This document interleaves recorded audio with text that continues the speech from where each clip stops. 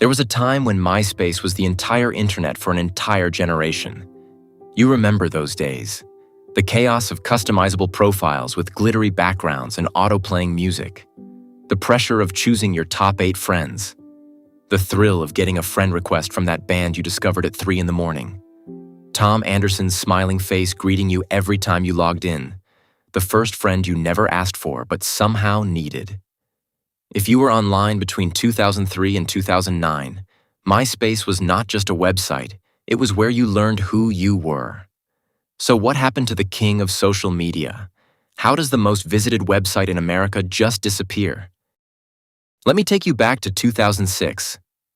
MySpace was not just popular. It was a cultural phenomenon. 115.5 million monthly visitors made it the most visited website in the United States. More than Google, more than Yahoo, more than anything else on the internet. In high schools across America, your MySpace profile was your identity. Kids would spend hours perfecting their layouts, learning HTML and CSS just to make their page stand out. The top 8 friends feature created real drama. Relationships were tested. Friendships ended. People strategically positioned their closest connections like a social chess game. And at the center of it all was Tom Anderson, the co-founder who became everyone's first friend. 380 million friends by 2008. He was not just a CEO, he was the face of the internet generation. Tom actually responded to messages. He was approachable. He was real. Next week, I have another story for you that I think you are going to find just as fascinating. Subscribe so you do not miss it. But MySpace was not just about friendship rankings and profile customization. It revolutionized how we discovered music. Unsigned bands could upload their songs directly to the platform. Arctic Monkeys got their start on MySpace. So did Panic at the Disco. Record labels started scouting talent through MySpace pages instead of dingy clubs. The platform became the bridge between bedroom recording and stadium tours. Musicians did not need radio play anymore. They needed MySpace followers. This was the golden age of user-generated content before we even had that phrase. Every profile was a personal website. Every song was a potential hit. Every friend request was a connection to something bigger. What made MySpace work was chaos, and that was intentional. While other websites imposed rigid templates and clean designs, MySpace embraced the Wild West of personal expression. Users could inject HTML and CSS code directly into their profiles. The result was beautiful madness.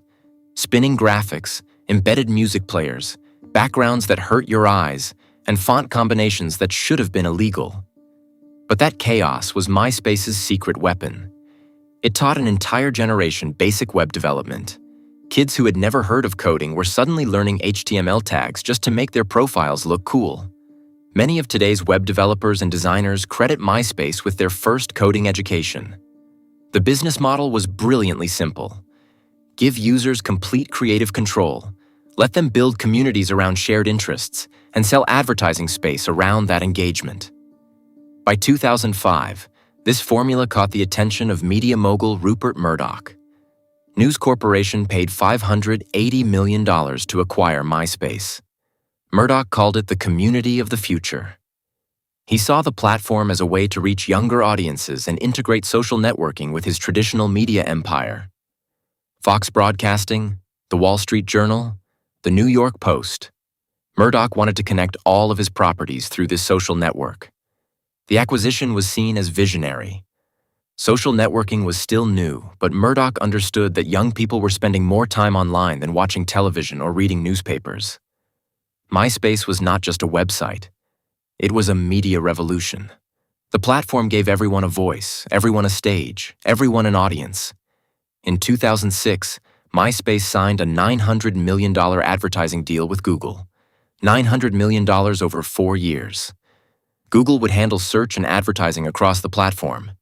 This was supposed to be the revenue engine that would make MySpace profitable for decades. But beneath the surface, something was already changing. In September 2006, a small website called Facebook introduced something called the news feed. Instead of manually checking each friend's profile for updates, Facebook delivered a constant stream of activity directly to your homepage. It sounds simple now, but it was revolutionary then. Facebook was also doing something else differently. They required real names, real identities. While MySpace celebrated anonymity and creative usernames, Facebook insisted you be yourself. Mark Zuckerberg's platform started at Harvard and expanded to other colleges. It felt exclusive, cleaner, more mature. By 2008, surveys showed 85% of college students preferred Facebook's streamlined interface over MySpace's customizable chaos. The demographic shift was crucial because college students were the early adopters of social media. They were the trendsetters. When they moved, everyone else followed.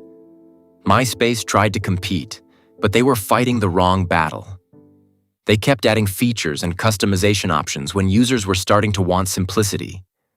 The platform became cluttered with advertising, pop-up ads, banner ads, video ads that autoplayed.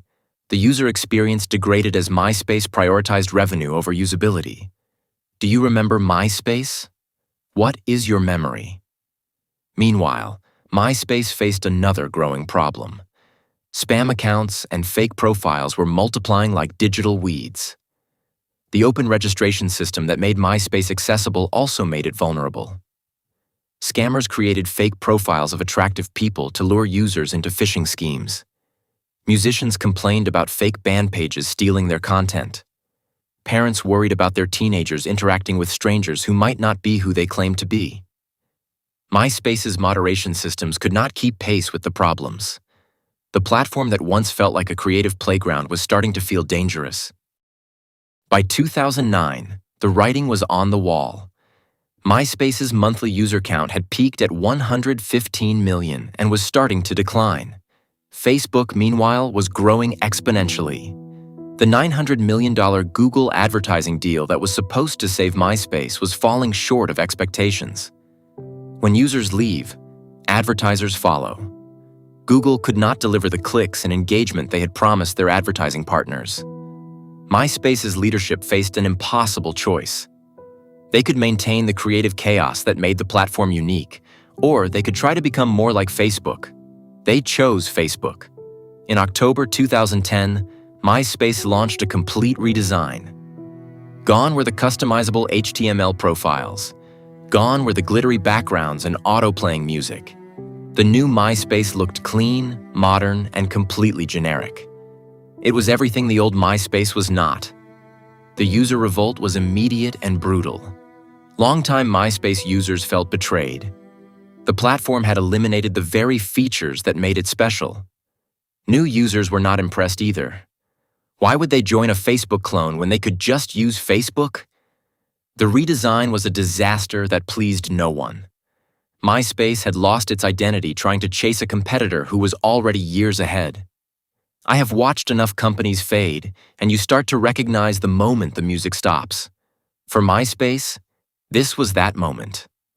By January 2011, the platform was hemorrhaging money and users.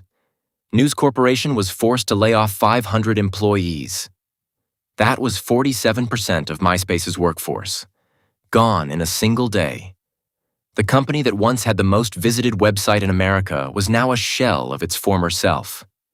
Monthly users had dropped from 115 million to 63 million. The decline was accelerating.